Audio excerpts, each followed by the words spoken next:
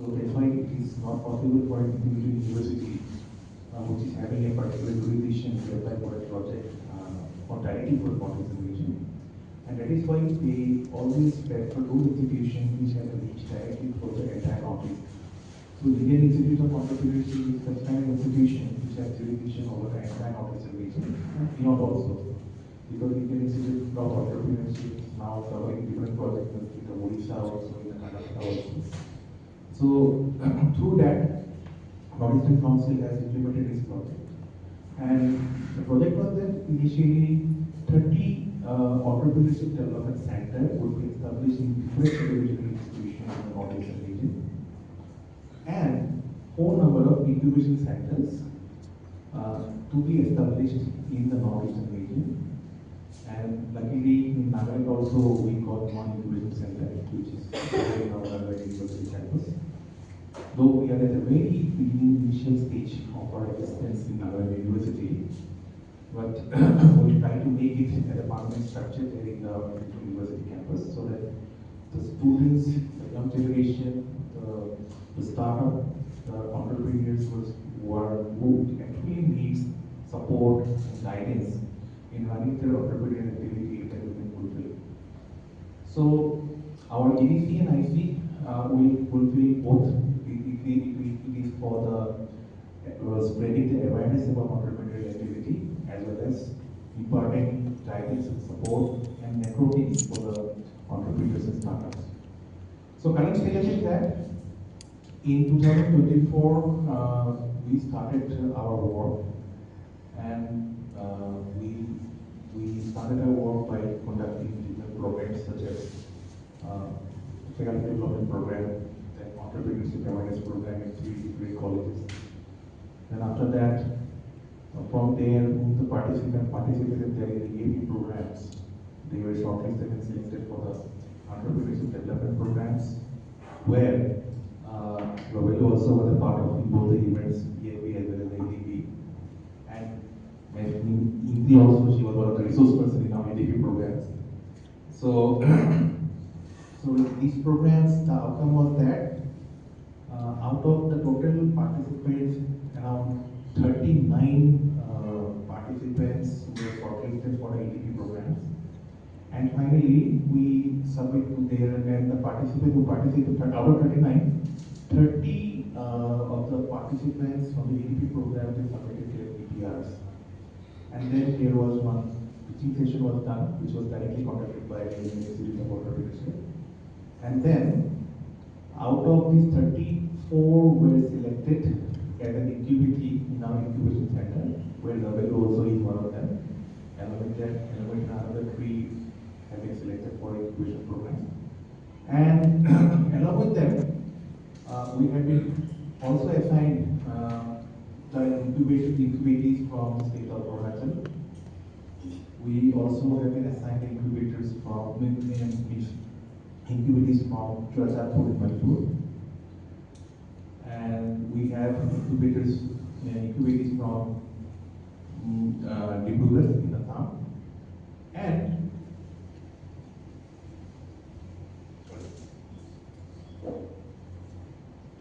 And from the 4 different EDCs in the state of Nagaland, from Mon to Ensan, Dimapur, and Kohima, we have the remaining incubatees. So altogether, we were assigned 44. And after these were assigned to us, the incubation program was formally started in the month of July. And it was launched in the Institute of Entrepreneurship in Guwahati. So all the incubatees who were selected for the program were invited to Guwahati along with the coordinators, coordinators and the assistant coordinators from the incubation center. The boot camp was conducted, a 3-day boot camp. And now from yesterday onwards, the formal incubation program has been started virtually in online mode, because it becomes logistically difficult to assimilate, to gather people from different states, because if you does it only Nagaland, then yes, somehow it is possible to do it, but when it is like activities from Arunachal, Assam, and Manipur also, sometimes it becomes difficult also. And thinking that like initially we have started this program in online mode. Hopefully the teaching session will be happening in the offline mode in the university campus. Okay. Anyway, this is just a brief basically I given you what basically as an incubation center and entrepreneurship development center we are doing. So these what I have observed over the last few years, there are some states who are doing exceptionally good in the field of entrepreneurship and startup, in making the entire startup ecosystem. Some states in the mainland India, states like Gujarat, Tamil Nadu, and then Karnataka, they are way ahead for the northeastern states.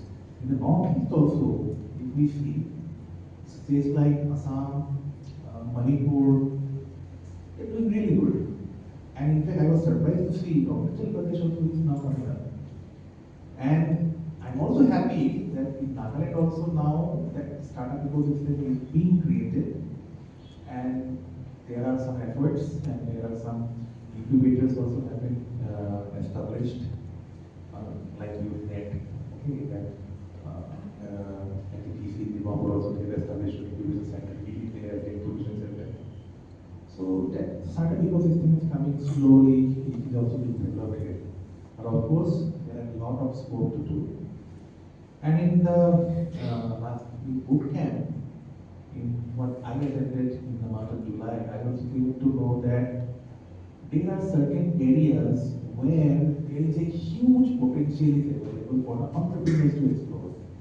And one such area is packaging area. Because packaging, we are totally dependent upon the Chinese packaging products, which is not good. India being a country, such a big country, in fact the world's most populous country now.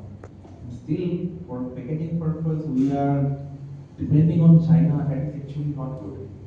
So they were in the bootcamp also, in the sessions also, the resource persons were repeatedly telling the new entrepreneurs, please concentrate on the packaging area, because that has a very huge potential for growth. Okay. And along with that, there are also various areas that have been identified, and all these areas are a part of that broader mission that is called Vikasit Bharat at the rate of 2047. I hope everybody is aware about this mission, right? Vikasit Bharat 2047. Meaning is that India should be a developed nation by 2047. And here, the main role will be played by the entrepreneurs and startups. The main role will be played by entrepreneurs and startups. Because the service holders, we are working for someone. We are permanent employees, we are working for the government. Okay. If someone is an entrepreneur, that entrepreneur is not only working for him, he is working for the society. He's working for his own place, he's working for the own state, he's working for the own country. He's contributing something to the country in terms of many aspects, like he's providing employment also to unemployed youth. At the same time, he's also producing something which is a part of the economy.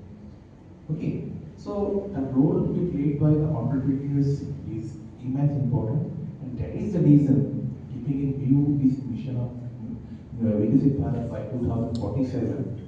The government of India has given very importance. It has become a focus area, especially in the area of skill development and in the area of entrepreneurship. Okay, skill development. Why the government wants to be more specific? Because as per the reports done by few agencies, it was found that more than 60% of Indian graduates are not skilled enough to work in any organization. So this is a very alarming situation. There are lakhs of students they pass out from education institutions each and every year. And the ironic situation is that more than 60%, that is almost 2/3 of the people who have been graduating from these educational institutions in India are not fit to work for any organizations. Actually, this is a shame. Okay, for a country like India, which is developing at a very fast economic growth. So imagine, with these kind of limitations also, our country can grow at a GDP growth rate of more than 7%. Imagine if that ratio of 60%, if suppose it become 10 or 20%, what would have been the scenario for India? Right? So that is why government said we have to equip the people, the students who are working in educational institutions. We have to impart requisite skills so that by the time they are graduating from their respective institutions, they are also skilled enough to be appointed, or they should be skilled enough for starting their own entrepreneurial venture. So if that is being done, the skill development part, definitely the vision of Government of India of making Viksit Bharat by 2047 can be realized. Now skill development and entrepreneurship, earlier these were two separate ministries, under two separate ministries. Okay, in Government of India, but after 2014, these two separate ministries were clubbed together and made Ministry of Skill Development and Entrepreneurship. Okay, and that is why they are going side by side. If there is some programs, there is some scheme for the skill development. Side by side, there will be a program and scheme for the entrepreneurship also. And the mission has been started like Startup India, Stand Up India, Make in India campaign. These are wonderful campaign initiatives by the Government of India. And these initiatives were started in the year 2015-16. Initially, the success rate of these initiatives were less. But now, after 10 years of their implementation, their launching of these initiatives, now slowly and steadily, it is started giving some fruits. And the result is that now, thus in the country specific, if you see, it means entrepreneurial and startup ecosystem in the country has become very good. I'll just give you a simple example. One of my friends, who is also an assistant professor in Tripura University, he is working in the Department of Chemical Engineering and Chemical and Polymer Engineering. He has started his own startup. Okay, and he has made an innovation. The product which he designed was a portable water purifier which gets their fuel, which gets its power supply from the solar. Okay, and that portable water purifier, it can be carried in a suitcase also. So it is a groundbreaking innovation actually he did. And means now he is producing his item. And last time when there was a huge flood in Assam and Tripura, he along with his team, he visited various flood affected areas where he could distribute pure drinking water to the flood affected people. How? By simply refining the flood water. Simply refining the flood water, because the water purifier was a portable one which was getting its energy from the solar panel. Okay, and then by giving this water, the people's means the flood affected people, at least they got access to the clean drinking water. Secondly, there are some people like the armed forces and all. They are again posted in very remote locations in jungle where they do not get a free water supply, pure water. There also his product he tested and ultimately it was a success. And now he has been registered as a LLP, Limited Liability Partnership Company. Then he was telling me a story that there was a competition for getting the seed money grant in IIM Calcutta Innovation Park. He went to Calcutta just 15 days back and he found that there are total 16,000 registered startups. and he was one of them. 16,000. That 16,000, ultimately it was narrowed down to 300. Okay, it was narrowed down to 300. From the 300, the pitching was done. And finally that 300 was further narrowed down to 10.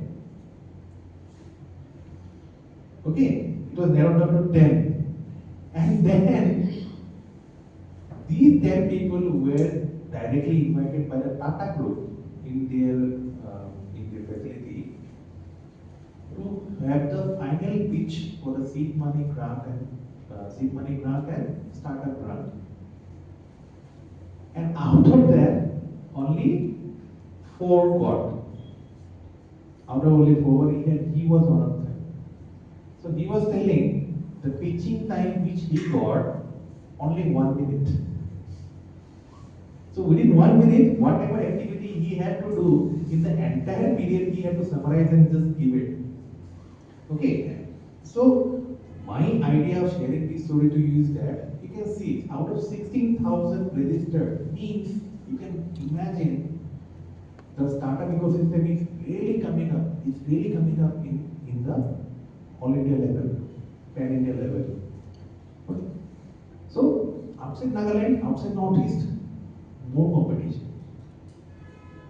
Nagaland, here also competition is there, but completely bit less.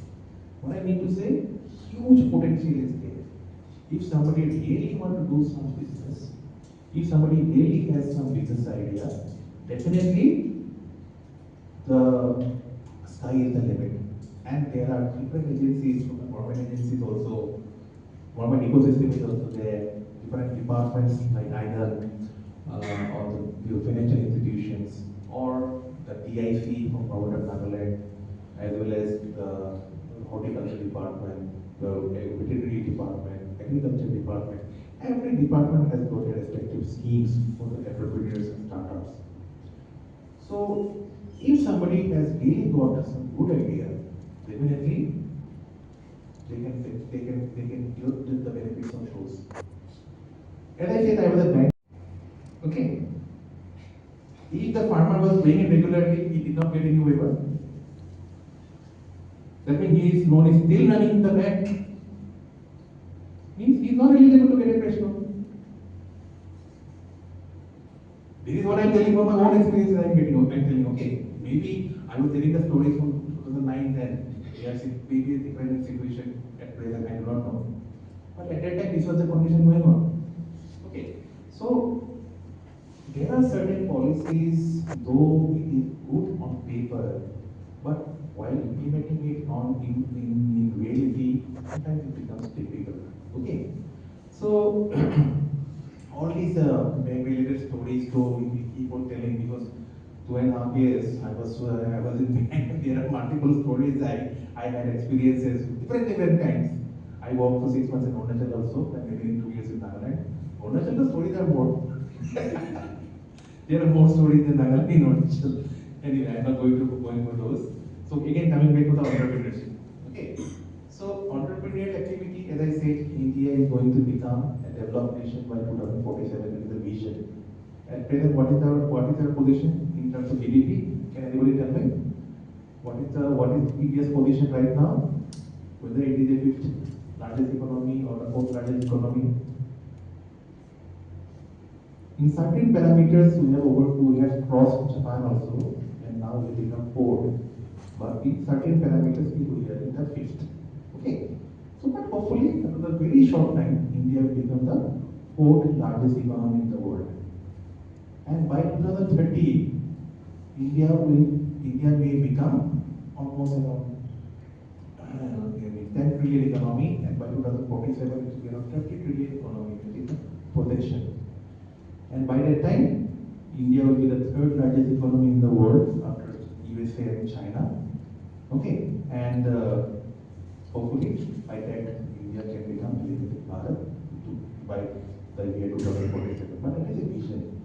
For doing that, a lot of work has to be done, and it is also from the young generation, especially who are now studying in the educational institutions, in schools, colleges, and universities.